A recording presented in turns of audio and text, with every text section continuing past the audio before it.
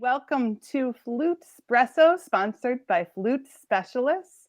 I'm Heather Newenschwander. I'll be the host today, and I'm here with our special guest, Patricia George. Hi, Patricia. Hi, good morning, everybody. Flutespresso is a live coffee chat with famous flutists just like Patricia George. Cheers to you. We will exchange some ideas over coffee this morning, and then as we finish our cup of coffee or tea, we'll part ways. We want to invite you to join in the discussion with us live on Facebook, so you can comment and we will see it.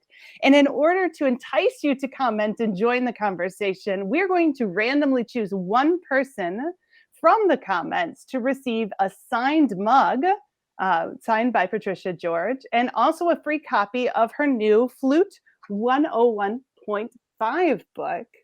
So I want to say first, go ahead and comment. Let us know where you're joining from and what you're drinking. I'm Heather Newenschwander. I'm joining from Iowa, and I have a cup of black coffee because that's the kind of person that I am. I'll introduce Patricia George, and we'll ask her the same question. Patricia George is a contributing editor for the Instrumentalist magazine. She is the author of the Top Octave book and co-author of the pedagogical series Flute 101, 102, and Flute 103, Mastering the Basics, and also Flute 101.5, Enrichment, the Flute Scale book, The Art of Chunking for Flute, The Art of Chunking for Clarinet, which I didn't know before today, and the Flute Vibrato book. She's performed and presented flute spa classes throughout U.S., Europe, and the Middle East, in Russia, and has served as flute professor at the Eastman School of Music, the Idaho State University, and Brigham Young University, Idaho. She was principal flutist of the Sun Valley Summer Symphony for 13 years, flute professor at the Sewanee Summer Music Festival for 19 years, and I think we all know Patricia as editor of Flute Talk magazine for 10 years. Good morning, Patricia. Welcome. What are you drinking? I am actually drinking my favorite tea this morning. I was going to make coffee, and then I thought, I think I'm something special. And so it's Fordham and Mason Earl Grey Classic, which I understand that was the Queen's favorite tea too. So Good tribute. Cheers to you. cheers to you all too. It's nice to see everybody. Mm-hmm. I already see Phyllis here. Do you see Yes. that Phyllis is here? So I wasn't where I was going to start, but Phyllis Loki was the co-author with you for a lot of these books. I'm interested about that process of co-authoring all of these books. Yeah, it all started because I'd given a class, I think, in Portland, and when I give a flute spa, I try to relate it to how you would teach it to your students, not only for you, to be beneficial for you, but how you can spread these ideas on. And I was telling her about all my ideas about starting beginners, everything, and she said we should write a beginning book, flute one. And we had a lot of titles for this book until we settled on 101, but it turned out to be a great title for the book. And it's I think it pleases me that it's so popular and that so many kids are learning out of it, because most of the band methods just teach fingering and notation and nothing about the flute. And I frankly don't know why anybody would just continue if it was all about notation and fingerings. I mean, what's fun is, being able to change your vibrato and, do multiphonics and just that kind of things. Spin a melody, So that's what we try to do so that the students are really well-rounded musician. And, I've always told my college students in pedagogy classes, beginners don't have to sound bad. You can show them how to sound really good. And everybody likes listening to that a lot better. Their parents, you, them, So we do talk a lot about, how to blow, angle of air, speed of air, a lot with positioning. I think, all of us see people playing on YouTube. And I tell you, the teacher in me, it's really hard to turn that off because I really want to type in the comment, if you put the end of your flute forward, you know, you would sound so much better. Or if you put your left foot in front and your right foot in back, oh my God, you know what this would do for you. Or why don't you turn your chair 45 degrees? You know, why don't you line your flute up? Why are you playing like Miss America with your head way back? You know, why don't you think about what Alexander technique teaches us, that this is the tallest part of our head, you know? And so that's what we tried to do. And we really amplified on those ideas more in Flute 101.5, the enrichment book. And in fact, at the beginning of that book, there's several pages, pictures, close up about, you know, right hand, left hand. You know, one of the biggest problems you see in young beginners is some teachers said, curve your fingers, which is a good idea, curve your fingers, but then they curve their thumb. Bad idea. The thumb should always be straight and pointed up to the ceiling. So, you know, hopefully these pictures, they talk about alignment, they talk about, you know, and why. You know, I think it's really important to tell students why you're doing something, what should happen. And then we have these wonderful, you know, 12, there's 12 big lessons, but they each have 3 parts, A, B, and C. And then at the back, we have a lot of teachers' resource pages, all kinds of things that you can Xerox and a worksheet for a student to work on, and especially in rhythms. That was the other thing we wanted to expand on from 101. 101 has several pages of rhythms on the head joint, but 101.5 has a lot more pages. And I think this is really important for students to realize that reading rhythms has to be something that just happens automatically, you know. For me, I was really lucky because I grew up in Amarillo, Texas, which had an excellent music program. And I could play the flute pretty well by the end of the 5th grade. So in the summer, I got to go to the play with the high school band. I think back about that. I can't believe my parents, you know, gave me a quarter and I walked over a block or two, got on the bus, went downtown to not a wonderful section of town, you know, played my flute all morning, got my back on the bus and rode home. You know, I mean, I'm not sure I would have let my children do that at age, you know, 10 or whatever, you know. But at those rehearsals, we did a book and it was called Unisonal Scales by William White. And if you live in Illinois, I think they still use one of the pages from that book for all state auditions, you know. But it's a book that just it's in 3 parts. The first part is kind of scales and thirds and fourths.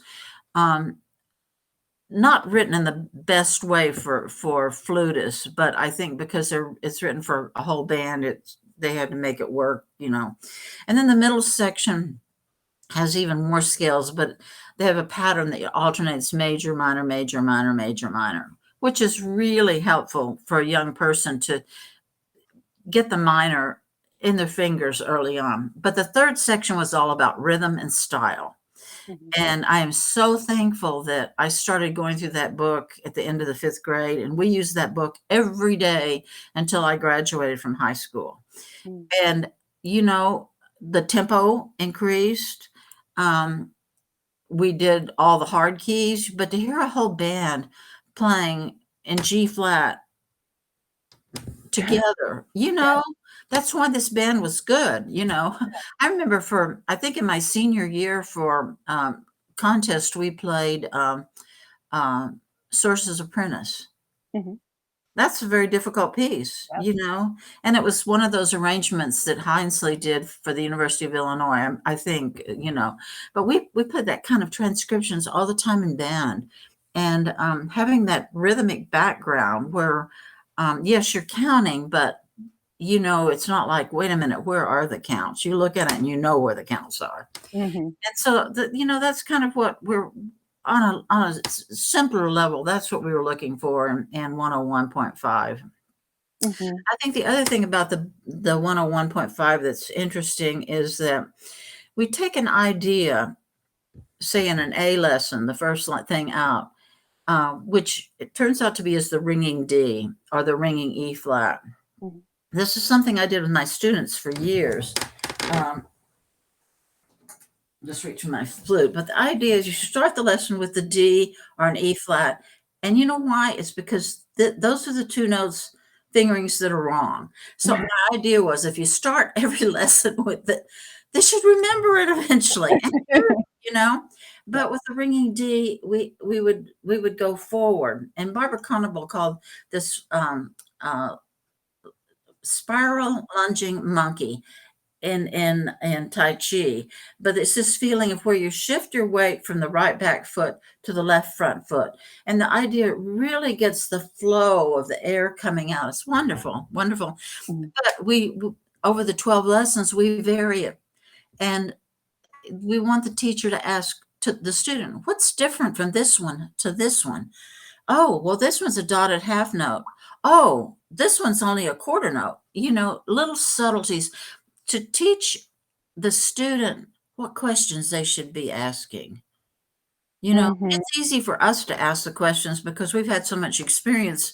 We know all the things that can happen, and so we know how to ask questions. But kids, haven't had those experiences and they don't know what the questions are going to be yet. And if you can help them find out what the questions are, then you're much further along. Then we do the same thing with vibrato. We take that over 12 steps. And we do a lot with multiphonics. Yeah, it's the people that I know that have been using it have been very exciting about it. They figure out that it adds a dimension that a flute teacher can give a student, Mhm. rather than a generalist like a band director or something. So, I was telling you I switched to using your books, a few years ago from, the standard, I won't say, but the standard book that it seemed everyone was teaching out of, and I've absolutely loved them, and it's most of what I teach out of at this point, and, I was in need of something, though, and I heard about Flute 101.5 coming out. I was thrilled. It was in just that right spot that I needed, but you were telling me that it's really not just for kids, it can be for any age.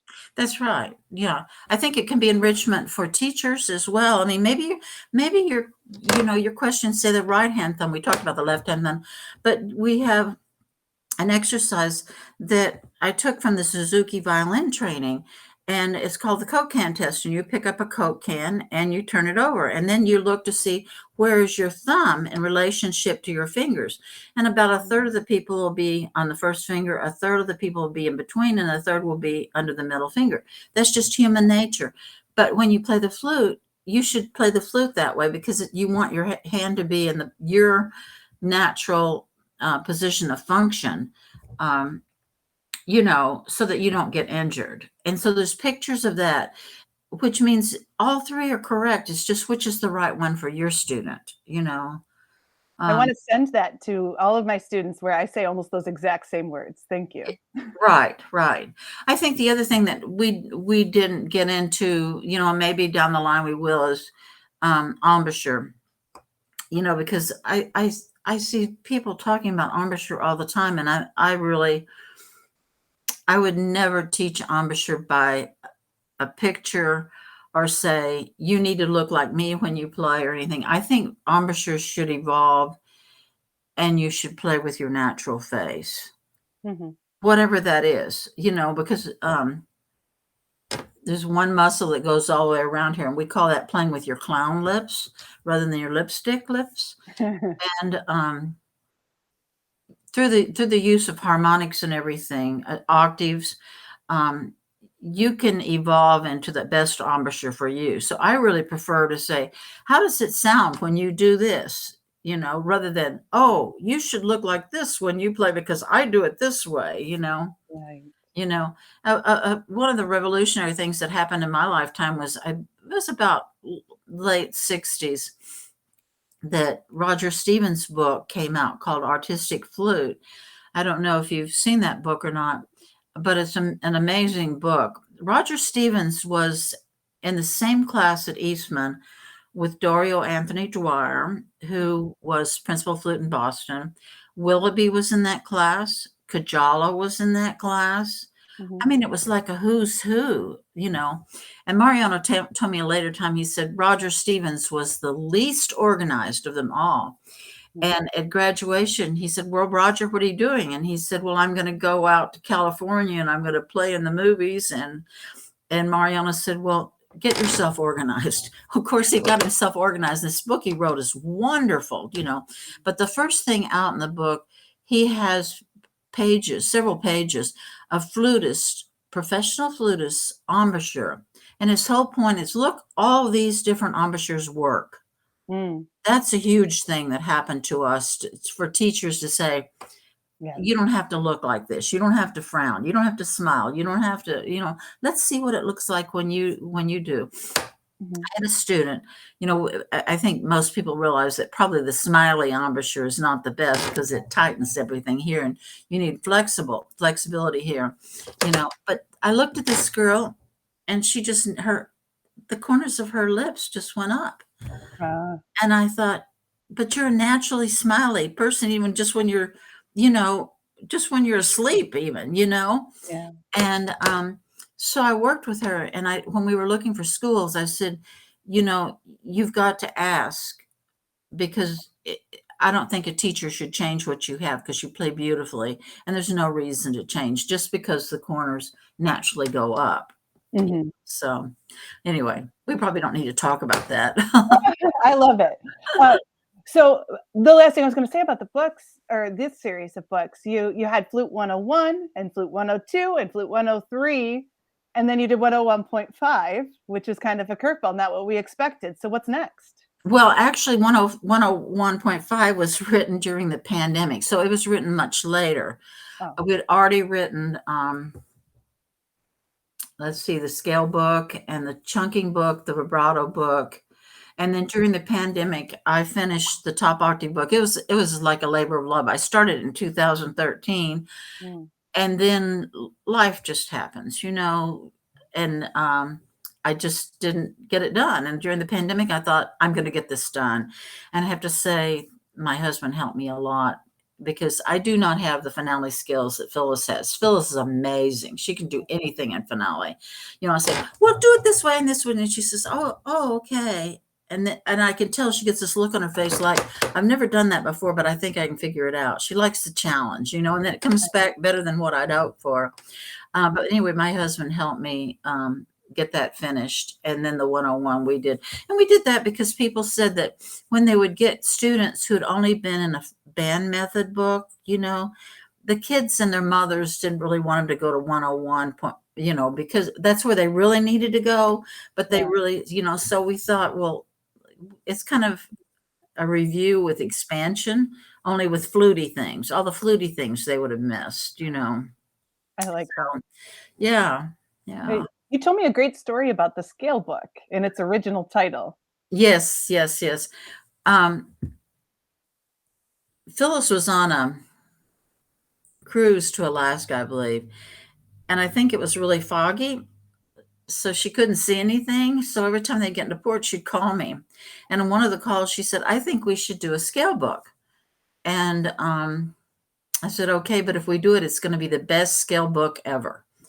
And I think I mentioned to you that I'd been traveling around doing the flute spa master classes. And I realized that I needed to do something to get so all my materials would fit in a carry-on so that if I didn't get my luggage where I was going to be teaching, that it wouldn't be a disaster, you know. So I would have my handouts and anyway, so I took everything from the flute spa plus things that I like to personally practice. Mhm. And I went over to Kinko's and I copied it off on kind of thin cardstock and had them bind it. And I had them put it on kind of a off-white colored papers because it's easy for the eyes and everything. Mhm. And this book's about like that thick. Every place I'd go, people would look and say, I want one of those like that. And I said, well, just make your own. That's what I did. I just made mine, you know, and probably some people did, but probably most didn't, you know. Mhm. So that we had that kind of as a core to start working with the book. And it has six chapters, and I'll quickly kind of go through this. Chapter 1 is constructed of whole note scales and diatonically by thirds, then triads, major, minor, diminished, augmented, and then interval practice. This chapter is probably the most difficult one for the advanced player, because when you do that chapter, you should do it with a tuner, and it's not the exercise is not done until you can do the whole line, and the tuner never moves. Oof. So it's a real intonation study for the advanced player, but it's the basic notes for the beginning player, and then there's quite a few, at least 10 different rhythms that you can practice that in, and also do different things with it. Like we have 5 skills. We have the T, we have the key, Key, so T, the 2 to get our double tonguing. Mm-hmm. Ha, which is throat staccato or breath attack. Ha, Mm-hmm. ha, ha, ha, Mm-hmm. ha. And then double tonguing or triple tonguing, and then vibrato. Mm-hmm. So there's 5 things you can do: TK, ha, TK or TKT, and vibrato. Mm-hmm. So these notes really serve as a template that you can use them in any way. Mm-hmm. Then the next chapter was, I wanted to do something with 9-note scales, because so many band programs teach 9-note scales, and I wanted something that the student would have a relationship to their work at school. And we decided that this would be a good place to explain the gestures in music. And in music, there's 2 gestures: there's down and up, and there's forward flow. These ideas have come to us really from like the Renaissance and Baroque and early classic music, because the early music is all based on the idea of dancing, and so the ideas come away from the beat. So one is the strongest, and everything gets less. Mm-hmm. And in flute playing, when we do that, we generally move this way, the down and up. If Mm-hmm. it's 1 and 2 and, or if you're more advanced, 1 and 2 and. Okay. Mm-hmm. In the Romantic period, the music became more about singing, and this is where the note grouping of William Kincaid, my teacher, and Tabito developed the 1, 2, 3, 4, 1, 2, 3, 4, 1, 2, 3, 4, 1. So basically, when we do that, we have to start on an off beat. So you play your first note 1, and then 2, 3, 4, 1, 2, 3, 4, 1, 2, 3, 4, 1. So there's 2 gestures really: the down and up, kind of think north south, and then the one where you're moving. Now you're not moving the flute on your chin like this. You're moving you. And you're moving on your sits bone. And at first, when we start working with this, we encourage people to move kind of a lot. So if you're standing up, you go from your right back foot to your left front foot. But as you work with this more, the movement may be this size, it may be less than an inch, Yeah. but in your mind, you feel like you're crossing a football field kind of thing, Mm-hmm. And then, since we're going through the style periods, after the Romantic, well, then we have the Contemporary period, and that's a period of time when composers didn't all write the same way. There's some neoclassicists, there's serial people, there's just chance music. So you have to look at who the composer was. So like when you say Poulenc, he's a neoclassic composer. So you're going to approach his music more coming from the early music point of view. Where if you're playing Howard Hanson's Serenade, you're coming from the Romantic era, and you're going to approach it that way. So this exercise, this chapter 2 works on the idea of the down, up, the psi figure, and how to do that, and then it shows how to take the psi figure and do it in forward flow. So solitaire, strong, weak, strong, weak, strong, weak. And there's 6 exercises that we do in each of the major keys. I've been surprised how many professional musicians tell me that that's their favorite chapter in the book. And one very well-known flute teacher told me that she spent an hour every day in that book working on the down and up because, you know, if I noticed that I think the Solo of the Month Club is doing the Andante and C, and somebody wrote the other day, how do you finish these each phrase off? Because they all finish off with a strong, weak, that idea. Well, if you do chapter 2, you'll know. Chapter 3 is we put in there because the next thing we logically do after you've done 1 octave scales, 9-note scales, is 2 octave scales. But you can't do that to a kid when they don't know how to play in the top octave. So chapter 3 all covers many things. Harmonics, a lot with harmonics. And I have to say, since this book comes out, I'm hearing teachers talk about teaching harmonics much more. I don't think they realize that that's the core of the sound is the harmonic, especially for us, the third partial, Then there's octave variations because students usually learn fingerings in succession. So they learn high D and everything goes up to high D, but then you say, would you play A octaves for me? And they're A, and then they look at you blindly because they don't know how A fingering without going through to get there, So I thought, that's crazy. We're going to fix that up, So there's chromatic octave variations.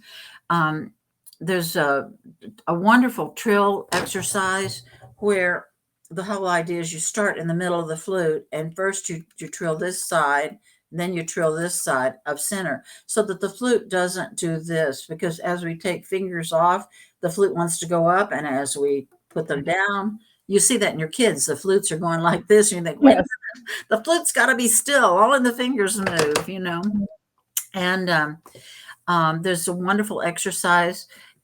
Actually, it's kind of based on Toffanel Gilbert's number 17, which is a trill exercise. But we now know doing endless trills like that is very hard on the brain. And the thinking is it may contribute to somebody developing focal dystonia later on because it's mindless beating your brain up, doing the same thing over and over again. So we did it in chunks, which we call the I am going home wiggles. I am going home. I am going home. And to get the inflection of I am going home, not I am going home, like you hear in 8th grade band, so the idea, turn that around. And then there's short scales, and there's one page that just has some suggested high octave fingerings are really good. Then quickly, chapter 4 is really everything that a high school flutist needs to know to audition: 2 octave scales, thirds, 2 octaves, arpeggios, neighboring tone scales. And it's interesting, we teach the neighboring tone scales F, G, F, G, A, G, and then the next one, the lower neighbor scale, da da da, ba da da, ba da da, and then we put it together, and then you have a gruppetto, da dee da da da, da dee. And the playing gruppetto scales is the best thing to teach you balance of the flute, because you go up a note, you go down a note, you're back and forth that way. So chapter 4 is everything a high school student should know. Chapter 5 is everything that a college and professional should know. And then chapter 6 is called A Bouquet of Scales. That was Phyllis gave that the title. I think it's just perfect. But it's where we do all we do the modes, chromatics, octatonic, blues, whole tone, and pentatonic major and pentatonic minor. So the whole book, one of my students said, if you don't know what to practice, just open that book any place and spend an hour on that page and you'll be better. And I really think that's true. It's the foundation. It's what you've got to know. And, people say, oh, do you have that book memorized? Yes, I have that book memorized. Do I play that book memorized? No.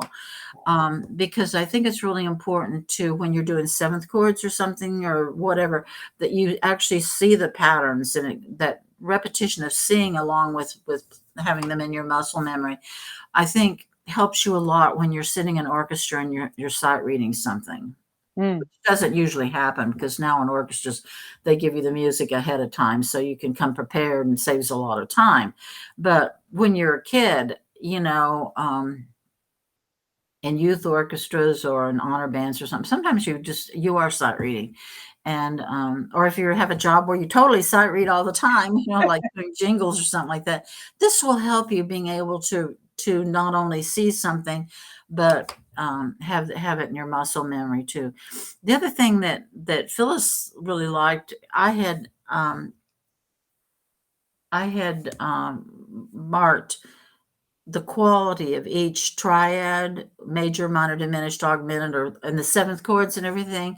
Yeah. And she said she found that really helpful. That she had never stopped to really think about the analysis, but this hopefully we put it in there to open the conversation about what does it mean when there's a circle after D with a circle, D diminished. Now, how would we get to a D diminished? So Mhm. that there's always openings for conversation. I think it's Mhm. really important. It's the best scale book ever. It is. However, I think during this time, I can't remember what economic problem, but there was definitely a problem with stocks and the market and everything. Mhm. And nobody seemed to have any money to do anything. And so Presser really wasn't interested so much in it. They encouraged us just to publish it ourselves, kind of see how it goes, and maybe they'd take it over. Well, I don't know. I think there got to be enough buzz about it that a few days before we were going to go to the printers, they called us up and they said, "We've decided we want to take that book, but you can't call it the best scale book ever." I said, that would be like Lowell Lieberman saying, "This is the best concerto ever." I said, "Can't do that." So I said, "Well, what kind of thing should we choose?" And he said, "Something that Googles." And that's why it is the flute scale book. How much more basic can that be? That's what it is. That's what it is. That's what it is. And I have to say, I use it every day. I use it every day. Chapter 5 is like my chapter. I do every exercise in chapter 3. I'm doing really fast now because I've been doing it so long. But a day wouldn't be right without doing those because it just keeps everything in alignment in the top octave. And if you don't play in the top octave, it's not going to be good. You have to learn to hear in the top octave, And that's one reason why then I wrote the other book, just to more amplification about what you do, and also some special exercises to teach you what to do with the airstream. Mhm. You know, Just to show this is the book you're yeah, talking and if you look in this book, you notice that all the prep exercises are basically just one octave. And actually, I'd like to speak about that. I think that as etude writers or scale writers or whatever, I think for too long we followed what the pianist did. With Hanon, you start on C, da da da da da da da da da, that kind of thing, da da da da da. Starting on C makes a lot of sense on the piano. Mhm. No flats or sharps. You have no black keys. You just stay on the white. Starting in Mhm. C on the flute is really stupid because to finger low C means you've got to be out of your position of function, which anytime you take, this is the position, when you turn your hand over, this is the position of function. And when you turn it over this way, that's what you want to do. So if you're having to go way over here to get low C, what are you doing? You're starting with tension, right down. So I really like starting things in F because the flute's balanced, and then I go around the key, all the keys, and the very last one I do is C major and A minor, because by that time I'm balanced and I'm warmed up. So to go over here, I can get there without kind of feeling, Mhm. But I mean that's a definitely a personal thing for me. But I just think starting on C, that was an idea for the piano. We're playing the flute. We should do what's best for us. Along with that idea is we've done everything 2 octaves or 3 octaves and everything. I really think if you want to improve your playing, you got to get in there and you need to work by octaves. So everything in the top octave book stays within an octave format. And then goes up chromatically. So there's a warm up in there, and it was interesting somebody was talking about this book on Facebook, and they said, when I bought this book, I couldn't even play the warm-ups. Mhm. But she persevered, and she's, totally convinced how much this book is helping her. And I Mm, have to say, I really didn't think about the warm-ups being difficult. I just thought this is what you need to do before you play this. You mhm, And then after that, there's 17 exercises, and it's the same exercise in each key. So it starts on C2 to C3, and it works everything you would need in that. And then it goes up to D flat, D, and you keep going all the way to D4. mhm, Then the next group of exercises has to do with repetitions and playing very fast. And this is something that I do when I play piccolo, because I just find for piccolo, there's kind of a place there I just need to kind of have a feeling of lifting up to get to the right kind of sound that I want and everything. And this exercise, there's a group of exercises. First, diatonic scale, chromatic scale, major triads, minor triads, diminished triads, and seventh chords. These are the basic things when you have to play up to a high D. That's how you get there. It's mhm, either an arpeggio or a seventh chord or a scale. So to practice those things where you have to do them so many times in one blow, um, it helps you figure out angle of air, how much air, and one of the things I keep right on my desk all the time is a straw, because mm, when I play in that area, and in that top part, I really want to think about the air being very concentrated and coming out. It's got to come out the diameter of the straw. Uh, mhm. so for me, that exercise, people look at them and they kind of go, oh, I had a student like this last week, like, that's all week long. I thought, now that I see what I'm supposed to do with it, it's like, yay! Mhm, I can really tell a difference in playing. And then after that, there's 40 melodies. And I borrowed these from the oboe studio. I have a daughter who's an oboist, and I heard her playing these same 40 melodies for years, because oboists just keep rotating through these melodies their whole life long. And mhm. one day when I was playing them, because I heard her play them so much, I thought, oh, I should play these too. They'll really help your musicianship. Um, I thought, I wonder what would happen if I played these an octave higher. And I realized you could play the whole book an octave higher, with except one exception. There's one E flat 4, and you can go for it if you want to, or if you can just whatever. But I bet since the book had came out, I started all my advanced students in it, and it's really interesting. Once you're going through those melodies, at about melody number 12, there's a huge transformation. Just a tone color, control of the intonation, which is huge. Um, Shaping of melodies, playing the contour. Um, the strong weeks, two note slurs, always. Mhm, mhm. And about number 12, there's a huge transformation. And again, about number 20 to 22 in there, there's like you go to another level of playing. And it's interesting that just taking them through. I have somebody now who's on number 39. And this is the first time I've taught this book all the way through, you Mm, know, but they continue about every 8 or 9 melodies. Um, there's just a breakthrough in the kind of things they can do with their playing, spinning the melodies, shaping the line, um, realizing when you're doing strong weak, that the weak has got to be really weak, and yeah. it's got to have vibrato. I mean, I hear people doing strong weak and they do da da. Why Mm, would you play such an ugly note to finish with? Why not da da? You know, so I don't know. I'm very excited about the book just because it works. mhm, And we've needed something like that. And the book, you can also play it all on piccolo. The warm up should be done on the flute, though. mm, I think that's something we should talk about just for a second. That I know I had a student ask me a couple of weeks ago. Has to play something. I think a beef trio where there's a piccolo solo. It's a yeah. great piece. And I said, yeah, but what you have to realize is that professional piccolo players practice everything on the flute. And then they, just the last little bit of their practice, so they play it on piccolo, you know. And so I think that's true in this book, that you warm up on the flute and maybe warm down on back on those same things at the end of your practice. Mhm. Practice it on the flute and then go into the piccolo.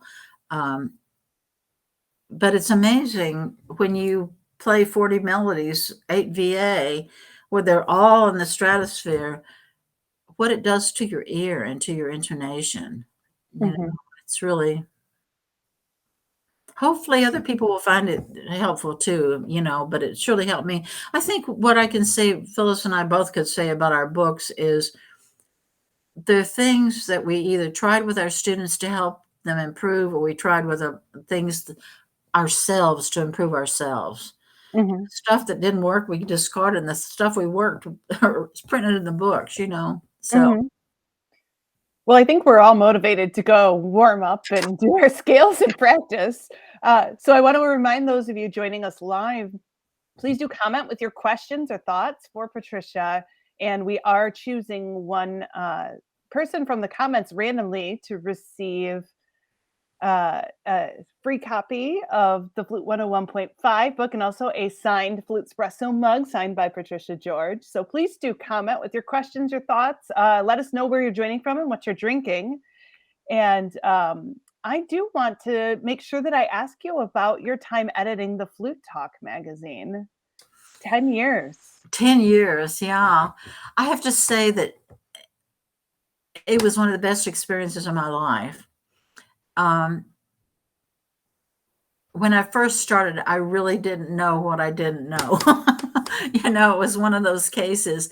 And luckily, the previous editor, Victoria Jica, lives in Green Bay, which is about 20, 25 minutes from where I live. And when she decided that she wanted to retire, she called me and she said, "Are you interested?"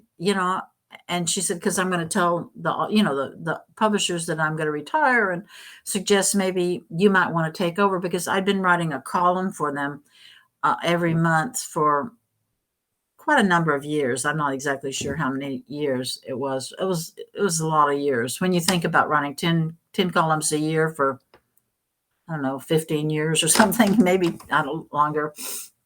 Um, And I said, "No, I'm interested," and I thought it was interesting because I'm 2 years older than she is, and she's retiring, and but I have to say I loved every minute. And what I really liked were the people that I got to interview, and the people that I chose to interview were chosen for a specific reason. Maybe I heard a CD that I really loved their playing. Maybe I'd heard them in concert. Maybe I'd seen them teach someplace. Maybe I had been a guest artist for them, and I saw how they were unique in developing their own program and everything. So I think the interviews were really important. And sometimes if somebody knew somebody really, really well, I would ask them to do the interview. But most of the time, I did it myself. Um, you know, then my other philosophy was kind of based on the philosophy that of the publisher who started the Instrumentalist magazine, and I think that was probably about 80 years ago. He was the band director at Evanston High School in Evanston, Illinois, Mhm. and also taught, I think, music ed courses at Northwestern.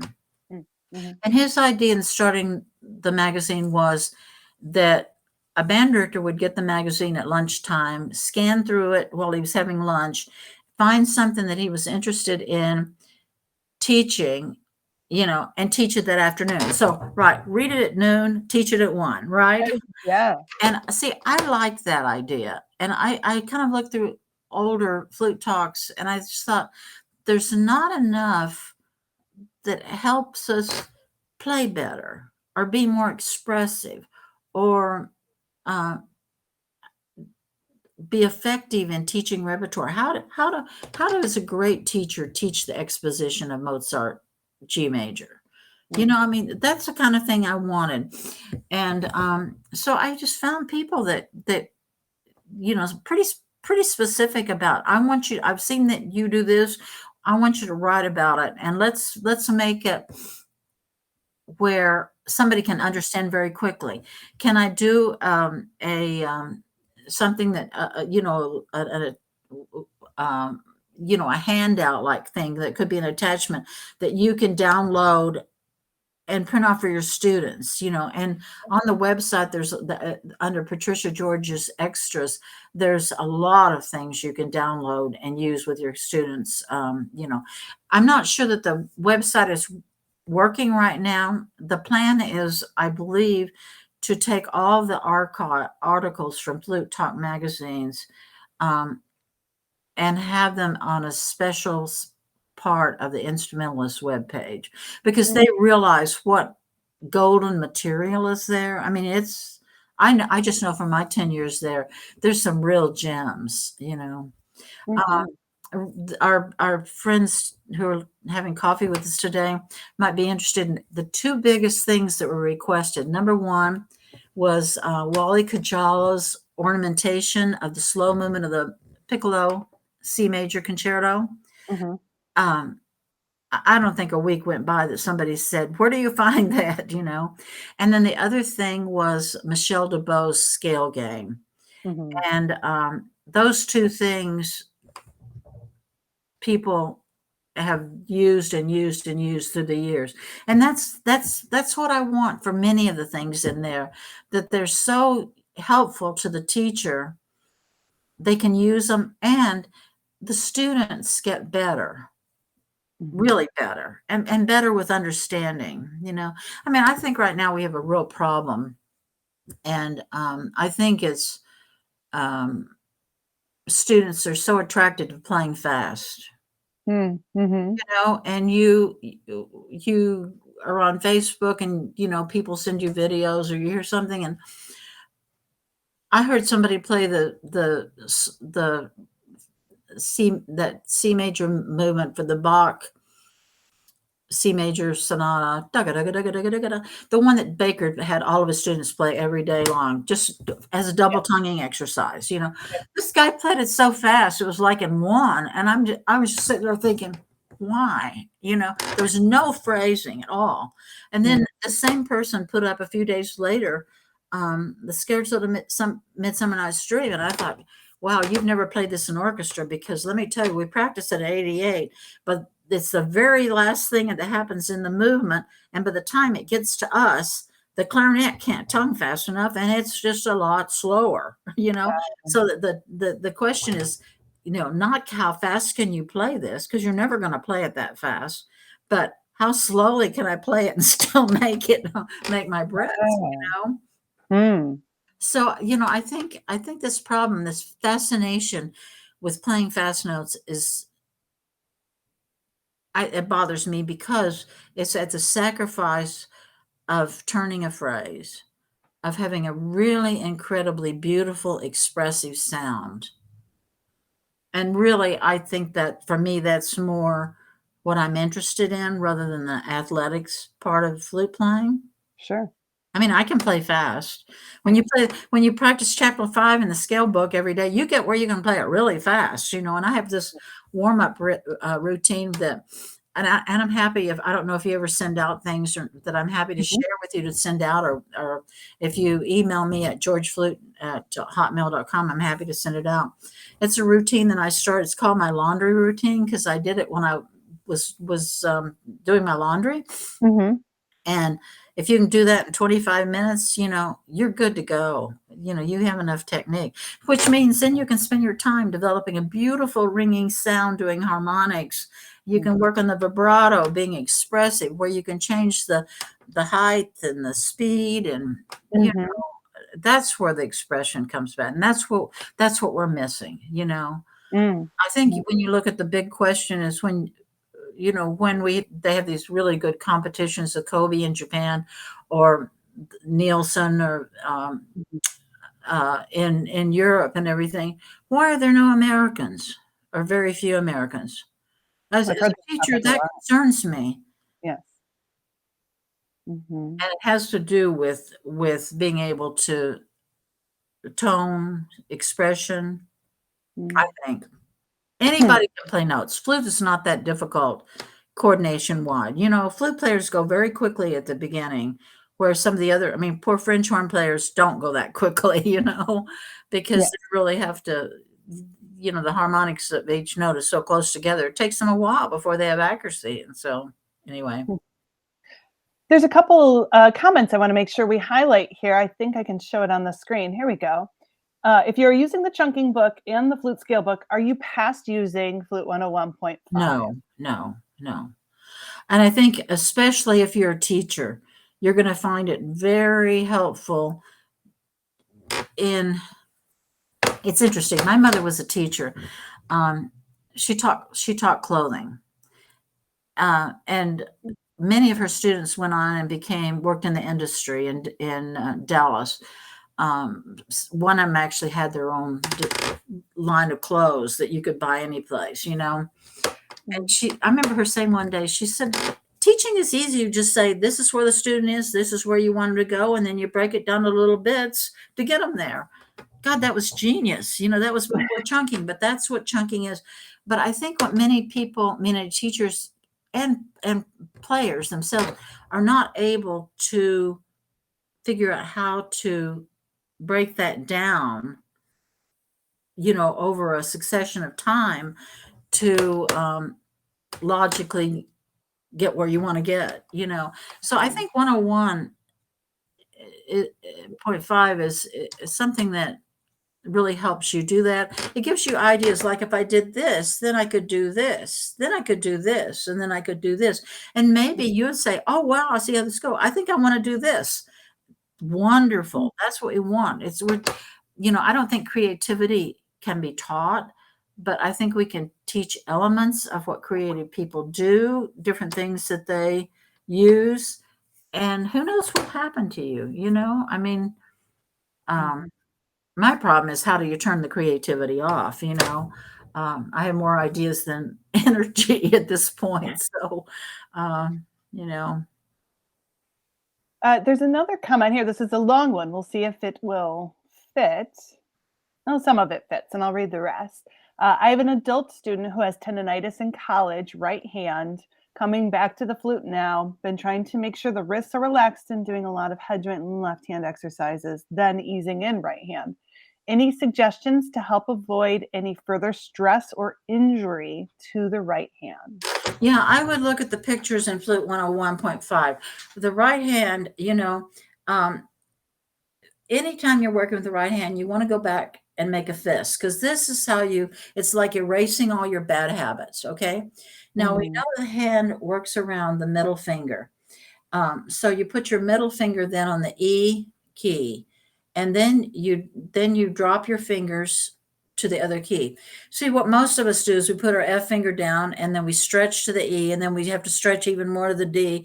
And this stretch between the here is not as good as here, And so by setting from the middle finger out, then you'll find that it's easier for them to cover the holes, and there's no tension there. So make a fist, middle finger here, and bring the thumb to the back. Now, this is an idea from Michel DeBost, whom I think is one of the great pedagogues ever. Brilliant man. And if you haven't seen his book, The Simple Flute, get on Amazon and order it, because it's amazing. It's based pretty much on the articles that he wrote in Flute Talk magazine. But one of the issues when you work for Flute Talk magazine, they own the copyright to all your articles. And so what he did is that you can pull the ideas out. So he pulled the ideas out and put them alphabetically. So it's the flute from A to Z. And luckily for me, they're going to give me my articles. So I'm really happy about that. I can have them as in the wholeness. Okay. Anyway, his idea for the right hand is pull the book off the shelf, like that. So if you pull the book off shelf and you put your middle finger down there, you've got a good position. The goal is to have the knuckles the same height as the keys, because then you pick your finger up and gravity puts it down. But if your knuckles are down here, you pick it up and you put it down, which means you're going to play a lot slower. The other thing is to think about when they talk about wrist. Teachers talk about a straight wrist all the time. And let's see, here's a straight wrist, meaning it's just like a ruler going. You can't do anything in this position. That's a stupid idea. And it's just a lack of understanding about how the wrist works. When you put your hand in the position of function, that means I could hold a ball here. I could throw the ball. I could type. I could play the piano and everything. Notice when I'm in that position, there's a natural curve here. That's Mhm. what they call being in a neutral position. This is what you're going for, not that. This is what you're going for with Mm. basically both hands. This one will probably curve a little bit more, or perceived curve. Um, we did a survey, or I did a survey a long time ago before the flute list, um, and it has to do. Your shoe size is the distance between your elbow and your. So we just asked people, you know, what size shoe do you wear, and do you bend your wrist? And we found that size 7 shoe seems to be the where the wrist really starts to have more of this natural. If you're like a size 3 shoe, you may not just it may not be long enough, you Oh. know. Um, but I would say for most people, it's putting your hand down on a table and then putting your hand in the position of function. You'll see that natural curve. And that's something you want to look at, because when you play the flute, you can't see yourself. And so you want to get where you can, um, often when people complain about the right hand position, it's really a left hand issue. And the right hand just kind of has to deal. I Mm. think the biggest thing for the left hand is really getting the flute so that you're under the flute, uplifting the flute, not on the side of the flute. And this is left over from the days of when they aligned the flute differently. The rock stroke position is when the head joint is turned in way forward with you. And the idea with rock stroke position was that the rods were on top, Mhm. because see, the problem with the flute, it's designed where it rolls back too easily. And Right. so that the idea was put it on the top and then it won't roll. But the problem with this is your right shoulder is up so much you have horrible pain over here to get your Mm. fingers in the right position. So we don't want that. With our shoulders, we want to have you hugged your cello today. That's the idea that we're going for, that roundedness. Uh, Mhm. when I studied with Barbara Conable, she said she's often told flute players, play like you're playing an alto flute with this end, so that you're really coming a long way around. And that really Mhm. helps you not having that pain on either side of your spine. I think we all just learned so many things just in that last 5 minutes. I can't imagine there's a single person here who didn't just learn something new. You're Yeah. amazing. We'd spend hours with you. Well, we can do that another day, another time. I think another time, yes. That's what I do most afternoons, is just share information with students, and it's a wonderful thing to have. And thank you for sharing with us today so freely of your time and over a great cup of coffee or tea or whatever we all have here today. One more cheers for you. Thank you so much. So we like to end with a flute espresso express round, which today I really wanted to do some flute espresso favorites. And I'm just going to ask you, you don't need to expand upon your answer unless you'd like to, but just a quick, what are some of your favorite things? Um, so what is your favorite cup of coffee or tea? Well, on the tea, I like the Fortnum and Mason Mm, Earl Grey. It's what I'm drinking today. And my son always sends me a big tin of it every year sometime. And so mm, I don't drink it every day, but many days I do drink it. And it's just wonderful. It's a full flavored, full bodied. And as far as coffee, I like that Pete's Major Dickinson. me too. Yeah, Yeah, yeah. And the little cute K-cups, yeah. you can do that. It's a little stronger than some coffee, but I like the full flavor. Recently, my husband discovered that on his coffee, we have his and her coffee makers. On his coffee maker, there's something called an aroma setting.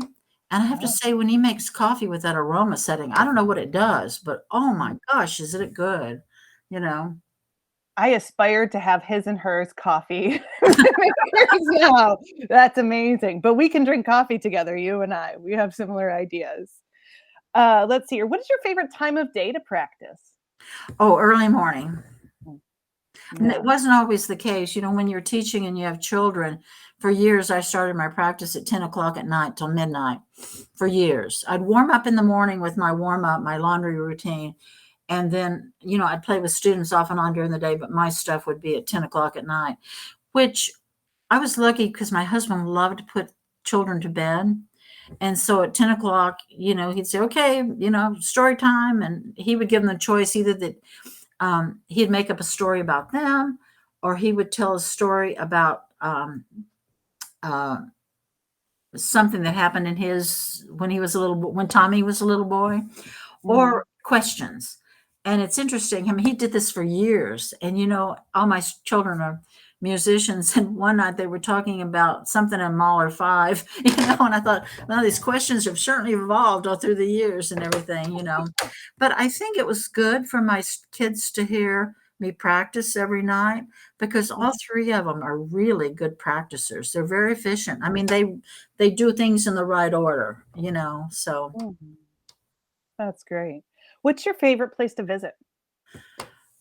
oh, Paris. Oh. Uh, Besides the books that you've written, what's your favorite book? It can be musical or not musical. What's your favorite book? You know, a book that I really enjoyed and I've thought about through the years is by Neville Shute, who is a British author. Mm, And the book is called A Town Like Alice. And Alice is a remote city in Australia. mm, And it's about this woman who's living in London and she's working as a bookkeeper in a concern that makes alligator and crocodile bags and shoes. You know, at one point that was a big thing to have alligator shoes. Most of our listeners probably haven't ever have never even seen a pair of lizard shoes or, but I remember my mother had some, so it was definitely she gets in an arranged marriage and mm, it doesn't work out, and so she kind of floats around, and eventually she um, ends up in Alice, and Alice is just very desolate, and she looks and says, what can I do to make this town better? mm, And one of the first things she does is she thinks all these women need an occupation.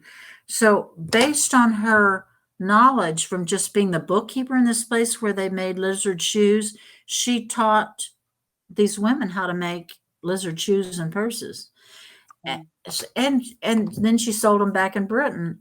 And then the women had money. And and there were women there living there, then the cowboys, when they would come to town, realized, wow, there's pretty girls here and everything. And so she said, wow, they need a place to go. So she opened an ice cream shop. And then she realized that the cowboys were kind of dusty, so she opened a bathhouse so when they came in, they could take a bath and get clean clothes and stuff. And you see how this is going. It's about yeah. how she looked around and saw what needs to be done, and she did it, and it changed her whole community. And I think that would be something admirable for all of us. So that's a book that I've thought about a lot. Um, there's on PBS, they made a movie out of it. I think it's about 5 hours long if you watch it all straight in a row. Mm, But it's quite inspirational. Another writer I really like is Wallace Stegner, and I really got more into his writing when I lived in the West because he started the writing program at the University of Utah, and then mm, from there he went to Stanford, where he started their creative writing program there. He won the Pulitzer Prize for a book called uh, "Angle of Repose," which is mm, about Boise, Idaho. I like that, and then I love. Uh, God, what's his name? Davies, the Canadian writer. Um, what's mm. what's bred in the bone? There's a whole series. There's a whole there's 3 sets of trilogies that are all connected, and he's very much into cause and effect. What happens when this happens and everything. Um, I don't know. I love to read, so Well, I think that's a great way to. let me Oh, go ahead. share a book that I'm just reading. This will be a very interesting to all of our. I love that you have your flute there and you have your books there. Piano there. I have books there, and Oh, there's music every place. Look at this. Scarf Dance, The Life of Chaminade. Right. This is a book. I remember my daughter checking out of the library when she was about 5th grade or so. We lived in Quincy, Illinois. And she brought it home, and I thought, oh my God, Cecile Chaminade. I've never read anything about her. I think I enjoyed this book more than she did. She enjoyed it though. And I got to thinking about it. I thought, wow, I wonder if I can find a copy of this because there's so little written about Chaminade. Mhm. And I found it on Amazon, and I've really been happy to have this. So I'm writing it down. I've written down the titles of everything. Scarf Dance by Laura Kerr. Kerr? Kerr, Kerr. Yeah, the thing about Scarf Dance is she had a sister, and I think they must have been from a kind of well-to-do family because they had a drawing room with a piano. But in this room, they had a box, and the mother put all of like frocks and scarves and things left over, from her wardrobe for the kids to put on and play with. And the favorite thing was Cecile would sit down at the piano, and then her sister would take these scarves and do whatever dance according to the music that Cecile played. And actually, she toured America as a pianist, and one of her most famous pieces was called Scarf Dance. I remember playing it in the piano when I was a little kid, so, but I think that's fun to see this, because it's, Yes. you don't see it every place. Yeah. Well, I'm inspired to look around me today and see what I should be doing and what I could be doing. And I'm very inspired to go warm up and practice my Good. scales and play music. May I offer some advice? Start with harmonics. I think right hand on the barrel, just start with the left hand harmonics and try to make them as rich as you can. For too many years, we ignored harmonics, and I think back about my first lessons with Francis Blaisdell. What did we do as harmonics? And we didn't start on low C once again and go up that way. We started, more in the middle of the flute, and now we know putting the right hand on the barrel is marvelous for getting the flute stationary in the chin. So we could talk forever. We could, but we'll part just for now. We'll just say until next time. Thank you so much. Thanks for joining, everyone. And don't worry, Martin, we did record this. We will post the full recording on our YouTube channel for Flute Specialists and also some helpful clips. And maybe we'll also get a hold of that laundry list warm up and share it with our viewers as well. Thank you so much, Patricia. It has been wonderful to have a cup of coffee with you today. Bye.